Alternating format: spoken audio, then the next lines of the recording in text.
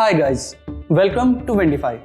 आज हम बात करने वाले हैं कि किसी भी वेंडिंग मशीन बिजनेस को खुद से टेक्नोलॉजी बनानी चाहिए या नहीं। अगर आप एक रिटेलर हैं तो मैं आपको सूचना देना चाहता हूं कि हम हर हफ्ते रिटेल पर एक नई वीडियो लेकर आते हैं जो आपके लिए बहुत ज़रूरी हो सकती है। तो अगर आप हमारी वीडियोस को मिस नहीं करना चाहते तो चैनल को सब्सक्राइब करें और बेल आइकन को दबाएं। चलिए शुरू करते हैं आज की वीडियो को।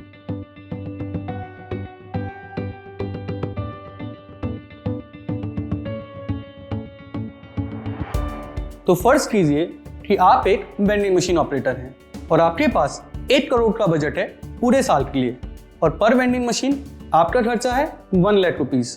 तो मतलब आप 100 वेंडिंग मशीन ही खरीद सकते हैं। पर क्योंकि आपको एक टेक टीम यानी कि इंजीनियर्स भी हायर करने हैं जो कि मिनिमम 5 तो होने ही चाहिए ताकि एक फ्रंट एंड पर काम कर सके, एक बैक एंड देख सके, एक हार्डवेयर पर काम कर सके, एक मोबाइल ऐप को डेवलप कर सके और एक प्रोडक्ट को टेस्ट कर सके। वैसे मैं आपको बता दूं कि 5 मेंबर से भी आपका काम नहीं चलेगा, पर इस उदाहरण के लिए मान लेते हैं और ये भी मान लेते हैं कि पर इंजीनियर की सैलरी आप देंगे 50,000 रुपये, यानी कि महीने का हुआ 2.5 लाख और साल का हुआ 30 लाख। हालांकि एक टेक टीम पर और भी खर्चे होते हैं जैसे कि laptops, office setup, bonus, medical insurance इत्यादि। पर वीडियो की सिंप्लिसिटी के लिए हम मान लेते हैं कि आपको सिर्फ सैलरी ही देनी है जो कि हुई 30 लाख रुपए पूरे साल की। और इसमें अभी तक हमने CEO और CTO की डेली की एनर्जी और टाइम तो कैलकुलेट ही नहीं किया। तो सम अप करें तो अब आप 70 वेंडिंग मशीन ही खरीद सकते हैं क्योंकि 1 करोड़ में से 30 लाख तो टेक टीम के पास ही गया। और अब मान लेते हैं कि पर वेंडिंग मशीन आपको जो मुनाफा होगा वो होगा 5K पर मंथ।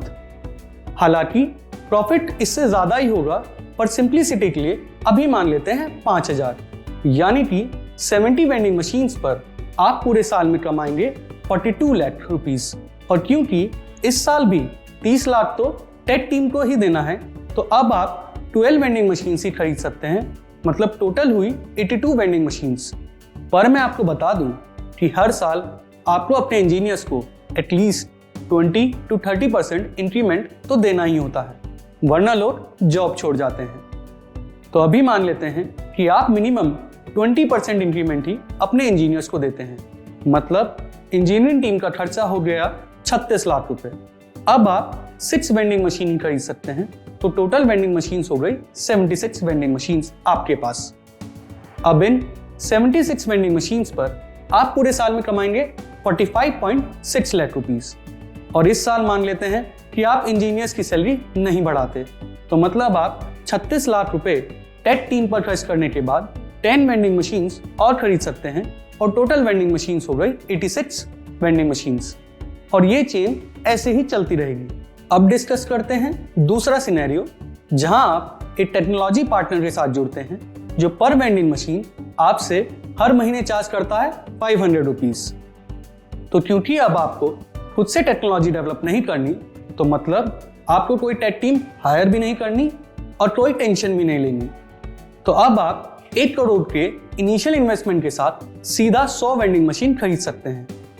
पिछले सिनेरियो में हमने पर वेंडिंग मशीन प्रॉफिट माना था 5,000 रुपीज, पर क्योंकि 500 तो टेक्निकल एग्रीगेटर के पास ही जाएगा तो अब प्रॉफिट रह जाता है 4,500 रुपीज।